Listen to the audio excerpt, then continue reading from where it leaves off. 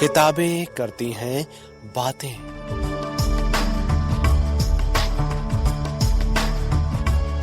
आवाज की तरंगों पर मेहनतकश जनता का साहित्य।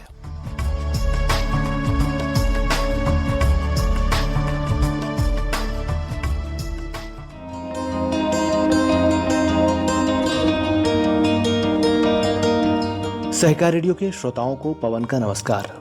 साथियों, किताबें करती हैं बातें कार्यक्रम के तहत इन दिनों आप सुन रहे हैं भगत सिंह के क्रांतिकारी साथी शिव वर्मा द्वारा लिखी पुस्तक श्रृंखला मार्क्सवाद परिचयमाला की दूसरी पुस्तिका पूंजीवादी समाज की ऑडियो रिकॉर्डिंग। लीजिए सुनिए इस पुस्तिका की दूसरी कड़ी।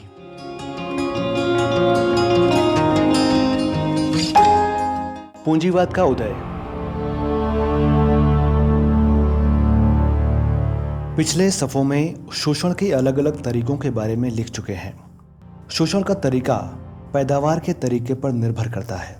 जब पैदावार के तरीके बदल जाते हैं तो शोषण का तरीका भी बदल जाता है। पैदावार के खास तरीके। पैदावार या उत्पादन दो प्रकार का होता है, एक स्वाभाविक उत्पादन और दूसरा जिनसी उत्पादन।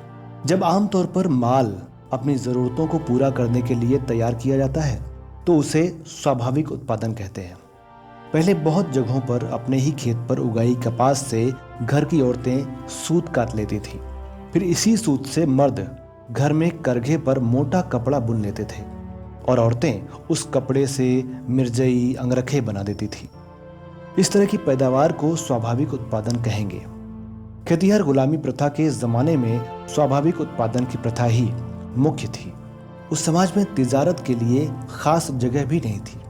जब समाज के अधिकतर लोग अपनी जरूरत की तमाम चीजों को स्वयं ही तैयार कर लेते हों और दूसरों की बनाई चीजों की उन्हें खास जरूरत न पड़ती हो तो उस समाज में तिजारत यानी व्यापार के लिए कोई खास जगह नहीं हो सकती।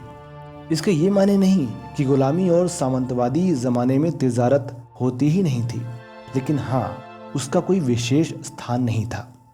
आगे चलकर जब लोगों में काम का बंटवारा हो गया और अलग अलग लोगों ने अलग अलग पेशे अपना लिए तो उन्हें दूसरों की बनाई चीजों की जरूरत पड़ने लगी।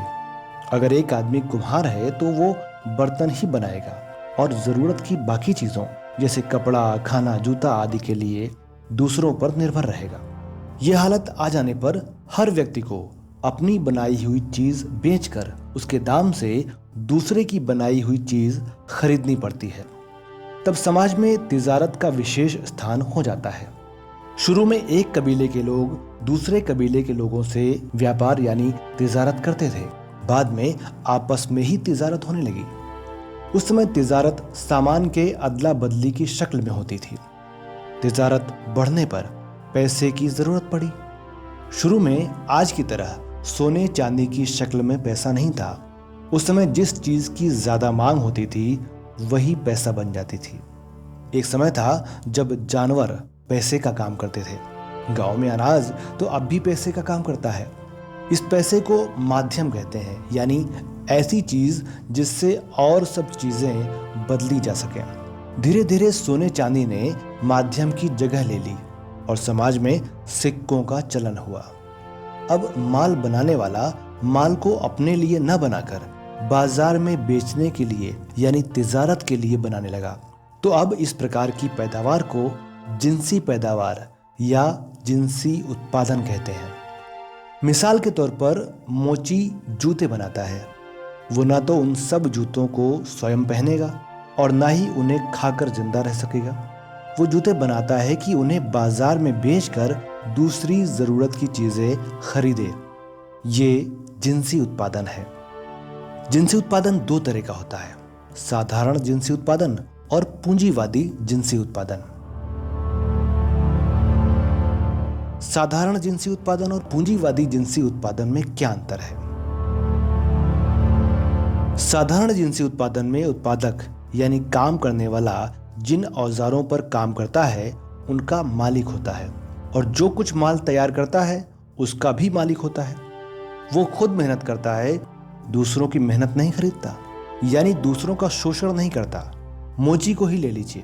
वो अपनी रापी सुतारी का मालिक है और अपनी मेहनत से जो जूता बनाता है उसका भी मालिक है, जहां चाहे और जिसके हाथ चाहे बेचे। साधारण जिनसी उत्पादन पूंजीवाद से पहली अवस्था का उत्पादन है, जो पूंजीवाद के लिए रास्ता तैयार करता है। किसान भी इसी तरह का साधारण जिनसी उत्पादक है। पूंजीवादी जिनसी उत्पादन इससे उल्टा है। वहां पूंजीपति कारखानों में मशीन, औजार और कच्चा माल जमा करता है और फिर किराए पर मजदूर रखकर माल तैयार करवाता है। यहाँ के उत्पादक के पास यानी मेहनत करके माल पैदा करने वाले मजदूर के पास ना तो अपने औजार ही होते हैं और ना वो अपनी मेहनत से तैयार किए हुए माल का मालिक होता है। यहाँ औजारों और कच्चे माल का मालिक पूंजीपति होता है, जो मजदूर का शोषण करता है।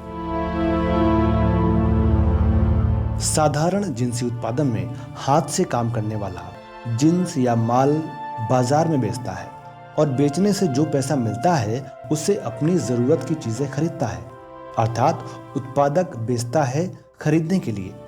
पूंजीवादी जिनसी उत्पादन में पूंजीपति अपनी पूंजी से औजार, कच्चा माल और श्रम शक्ति यानी मजदूर की काम करने की ताकत खरीदता है। इनसे कारखाने में माल तैयार करवाता है, फिर इस तैयार जिन्स या माल को बाजार में बेच देता है। यहाँ गंगा की धारा उल्टी है। यहाँ पूंजीपति खरीदता है बेचने के लिए। मजदूर का शोषण और पूंजीपति का मुनाफा इसी खरीद कर बेचने में छिपा है। इस पर हम आगे चलकर लिखेंगे।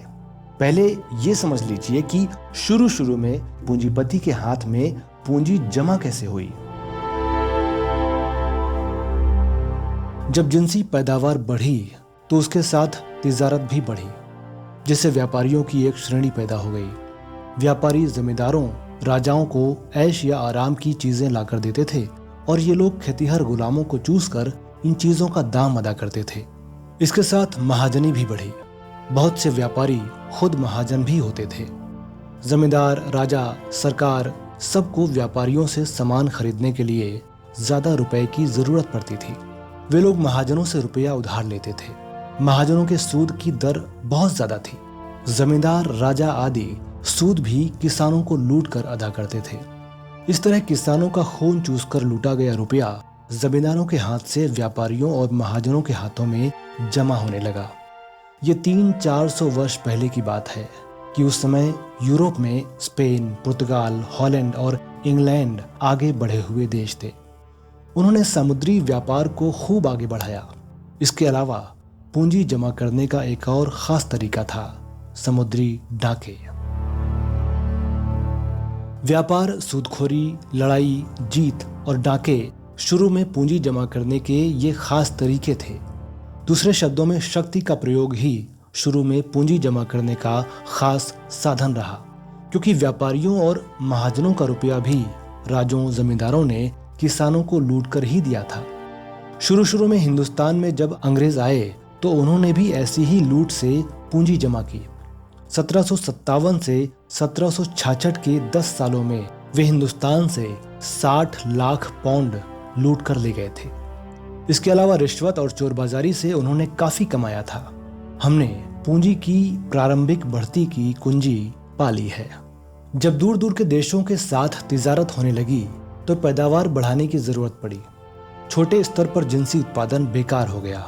उस समय ये जमा की हुई पूंजी काम आई, जिसकी मदद से बड़े पैमाने पर पैदावार का संगठन किया गया।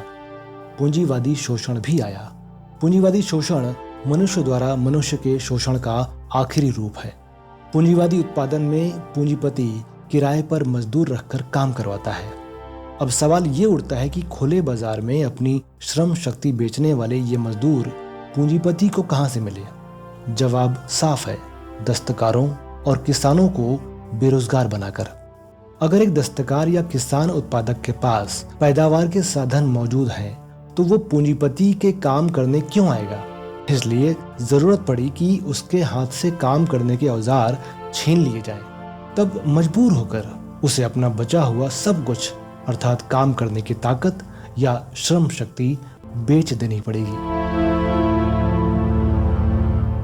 इंग्लैंड में पुश्तैनी किसानों को डंडों, भालों और संगीनों के सहारे जमीन से भगाया गया। उनके गांव के गांव जला दिए गए। खेतों को चारागाह बना दिया गया। उन्हें साधनहीन बनाने के लिए उनके साथ क्रूर से क्रूर व्यवहार किया गया। और इस तरह हमने पूंजीवाद के आरंभ की कहानी देख ली है। लूट और चोरी का जमा किया हुआ रुपया और लाठी बर्छी के सहारे बेघर बार बनाए गए आदमियों को लेकर पूंजीपतियों ने अपनी जिंदगी आरंभ की थी। तो श्रोताओं, सहकार रेडियो पर किताबें करती हैं बातें कार्यक्रम के तहत अभी आप सुन रहे थे भगत सिंह के क्रांतिकारी साथी शिव वर्मा द्वारा लिखी पुस्तक श्रृंखला मार्क्सवाद परिचयमाला की दूसरी पुस्तिका पूंजीवादी समाज की ऑडियो रिकॉर्डिंग की दूसरी कड़ी। सहकार रेडियो से जुड़ने और हमारे बारे में अधिक जानने के लिए हमारी वेबसाइट www.सहकाररेडियो.com विजिट करें। इस पुस्तिका की अगली कड़ी के साथ आपसे फिर मिलेंगे।